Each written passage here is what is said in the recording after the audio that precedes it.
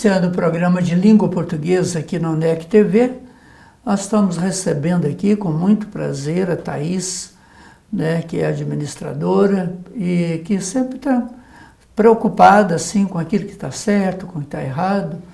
E hoje, então, o que você trouxe para nós, Thaís? Obrigada, professor. Obrigada a todos que nos acompanham. Bom, professor, em uma situação, né, que eu presenciei, eu vi um grupo de alunos falando sobre uma citação em um trabalho que eles estavam fazendo. Nisso eles colocaram, né, que eles deveriam usar o sinal gráfico asterístico. Qual que seria correto, professor? Asterístico ou asterisco?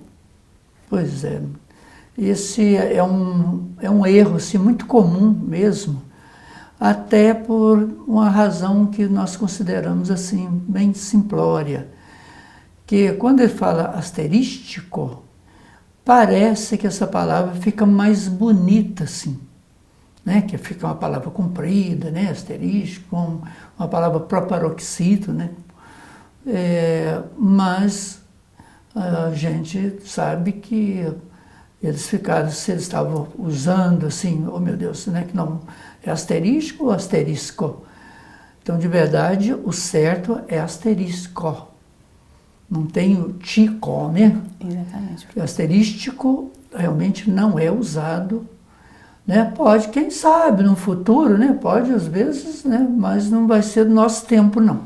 Viu? Né, professor? Verdade. É melhor não enfeitar muito esse não, trabalho. Vamos continuar com asterisco, né? E ponto final. É verdade. Tá bom? Tudo bem, professor.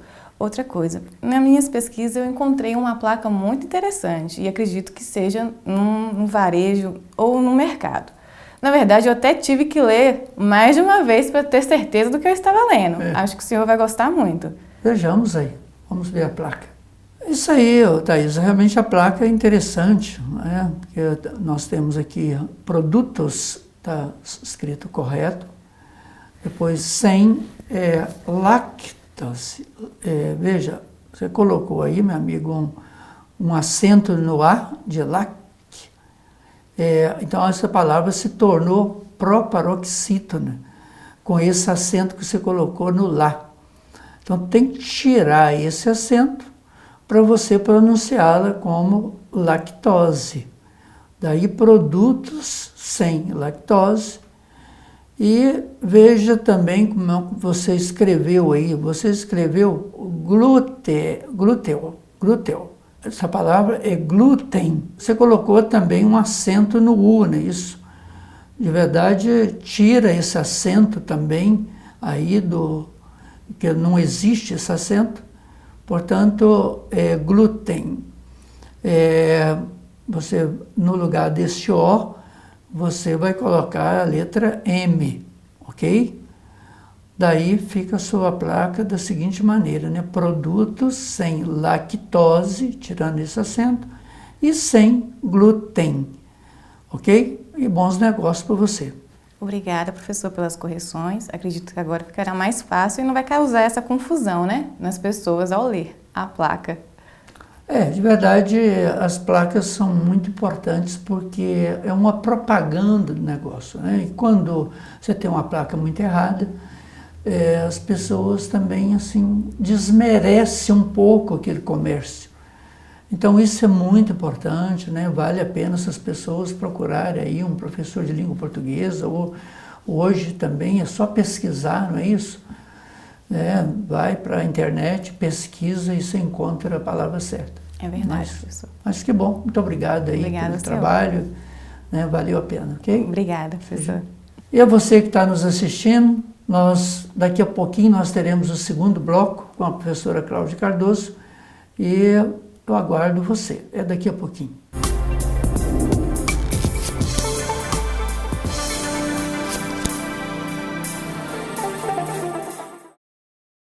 Iniciando o segundo bloco do programa de língua portuguesa, nós estamos recebendo aqui a professora Cláudia, né, que é a nossa coordenadora lá do curso de letras e também é professora de língua portuguesa. Seja bem-vinda, professora. Obrigada, professor.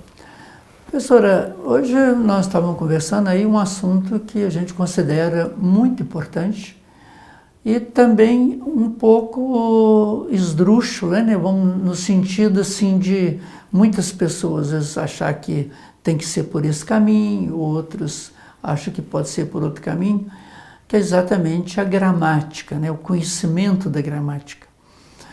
Veja só, não sei qual que é o seu ponto de vista, mas às vezes uma pessoa conhece muito a gramática, conhece as regras a fundo, e às vezes tem uma certa dificuldade de escrever, tem uma certa dificuldade de formatar um discurso, né? Formatar que seja escrito ou oral. E não sei se você concorda com isso, né? Mas veja, às vezes a beleza da língua e a necessidade de comunicação, às vezes ela vai ter alguma flexibilidade que às vezes foge um pouco essa regra de gramática. Sim. O que você acha? Concorda comigo? Tem alguma, né? O que você acha disso? Isso é interessante, professor. Eu diria até a obsessão, né, das pessoas pelas regras gramaticais. Isso é um complicador pensar que essas regras vão resolver o problema. Então não preciso mais de estudar gramática, conhecer essas regras. Sim, elas são importantes, mas elas estão no texto, em todos os textos. Então, como que eu vou estudar essa gramática? Essa é sempre a pergunta, né? Às vezes uma pessoa está se preparando para algum concurso ou para, né, um próprio Enem, e elas ficam aflitas porque elas pegam um livro de gramática, que um calhamaço lá de 600 páginas pode ter uma gramática completa, e ela se desespera, nossa, eu vou ter que decorar tudo isso, e ela começa lá em fonologia para terminar, às vezes, né, dependendo da estrutura da gramática, em figuras de linguagem, por exemplo. E quando ela começa a estudar aquelas regras, aí ela começa até mesmo detestar a língua portuguesa. Por quê? Porque isso não é o adequado. Essas regras, né, da gramática normativa, que são a gramática que, né, dita essas regras para o português culto, da norma culta, elas devem ser estudadas, aprendidas, né, ao longo de um processo. Que processo é esse? Processo de leitura, processo de escrita, o processo de revisão ou fixação através de atividades. Que atividades são essas? Atividades que fazem o aluno, né, a pessoa pensar, refletir sobre a língua. Aí, nesse momento, um exemplo, ele está resolvendo uma questão em relação à língua, que não é uma questão de substituição de termos, mas que leva a pensar sobre a língua. Uma charge, por exemplo, um enunciado, por exemplo. Né? Por que que esse enunciado teve esse sentido? Ele teve esse sentido por causa do uso dessa crase, suponhamos. Mas aí nesse momento, esse aluno, né, essa pessoa que está estudando, ela deve ir à gramática, consultar em que situações ocorrem a crase. Então, à medida que ela vai vendo o uso da língua vivo, e ela tem elementos ali que dão um efeito de sentido ao texto, ela volta à gramática e faz essa conferência. Então, isso quer dizer que ela está estudando um determinado texto, questão, ela pode ir lá pelo meio da gramática. Isso mostra o quê? A gramática não é estudada de forma linear. Eu começo lá no início, pego o sumário da gramática inteiro e vou até o final. Ela tem que ser estudada à medida que as situações vão aparecendo. Essas são as novas metodologias hoje. Hoje estudamos gramática a partir de uma situação de uso. Então, eu estou lendo um texto, e qual que é o sentido da palavra nesse texto? por que o autor optou por essa estrutura? Ah, existe uma repetição de termos, de frase, de período, elas têm o mesmo sentido?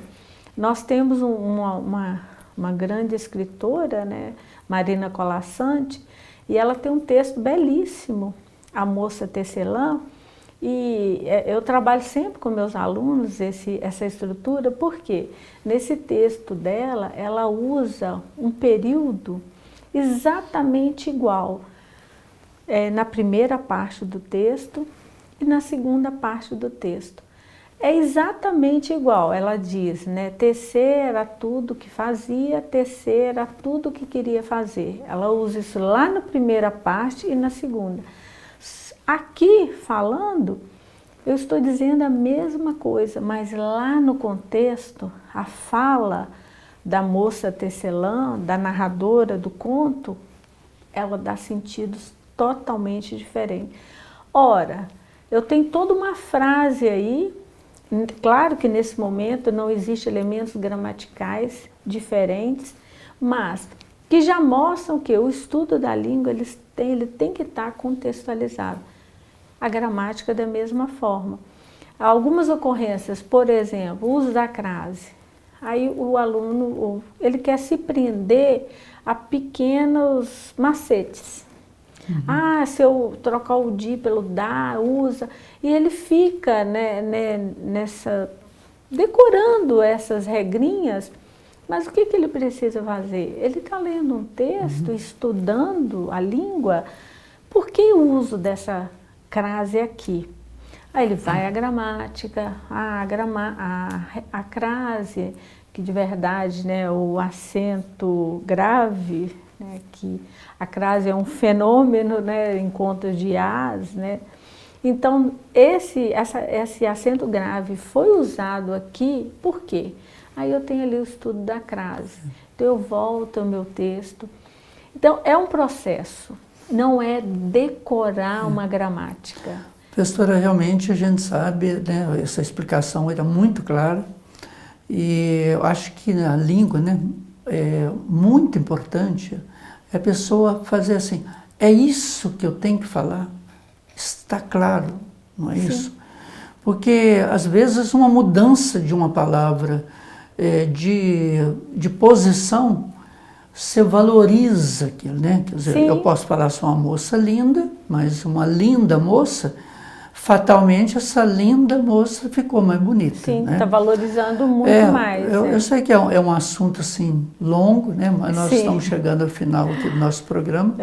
Quero agradecê-la aí pela explicação, foi muito claro. Obrigada, né? professora. Acho que precisa entender a língua e não entender a regra em si. A gramática é para auxiliar e não para decorar. Né? Mas é isso, muito obrado mesmo aí pela explicação. E a você que tem nos assistido, nós queremos agradecê-lo e até o nosso próximo programa, se Deus assim nos permitir.